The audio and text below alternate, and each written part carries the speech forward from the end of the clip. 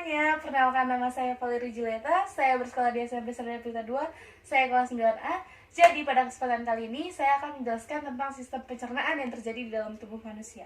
Sistem pencernaan adalah proses penghancuran makanan yang terjadi di dalam mulut hingga ke lambung. Organ-organ pencernaan adalah bagian-bagian dalam tubuh yang terlibat dalam proses pencernaan. Organ tubuh yang pertama yang terlibat dalam proses pencernaan adalah mulut. Nah, ketika makanan masuk ke dalam mulut, itu akan terjadi dua jenis pencernaan. Yang pertama adalah pencernaan secara mekanik dan yang kedua adalah pencernaan secara kimiawi.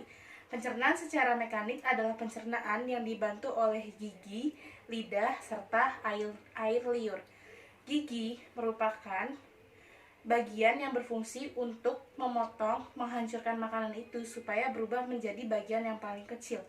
Yang kedua adalah lidah. Lidah berfungsi untuk memindah-mindahkan makanan saat dikunyah di dalam mulut. Yang terakhir adalah air liur. Air liur berfungsi untuk menghaluskan makanan supaya berubah menjadi seperti bubur. Nah, selanjutnya adalah pencernaan secara kimiawi. Pencernaan secara kimiawi adalah pencernaan yang dibantu oleh beberapa enzim seperti enzim amilase, yaitu yang mengubah amilium menjadi glukosa, dan enzim ptyalin.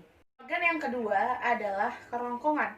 Kerongkongan berfungsi sebagai jalannya makanan menuju ke lambung.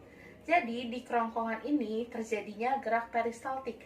Gerak peristaltik disebabkan karena otot dinding kerongkongan ini melakukan kontraksi secara bergelombang sehingga memungkinkan makanan masuk dari dalam mulut menuju ke lambung. Di kerongkongan ini hanya terjadi gerak peristaltik. Dia tidak terjadi pencernaan secara mekanik maupun kimiawi.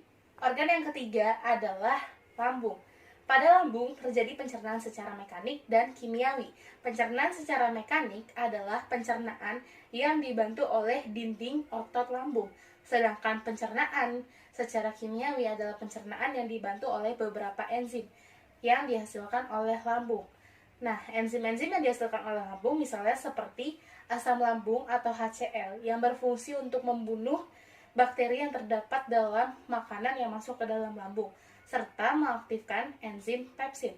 Yang kedua adalah enzim pepsin. Enzim pepsin berfungsi untuk memecah protein menjadi pepton. Yang terakhir adalah enzim renin. Enzim renin berfungsi untuk menggumpalkan protein. Dan yang keempat adalah usus. Usus terbagi menjadi dua, yaitu usus besar dan usus kecil.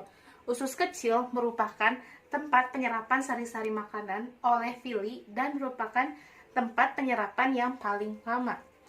Nah, usus halus ini terdiri dari 3 bagian, usus 12 jari, usus kosong, dan usus penyerapan. Nah, di usus halus ini terjadi penyerapan secara kimiawi yang dibantu oleh enzim maltase dan peptidase. Selanjutnya adalah usus besar.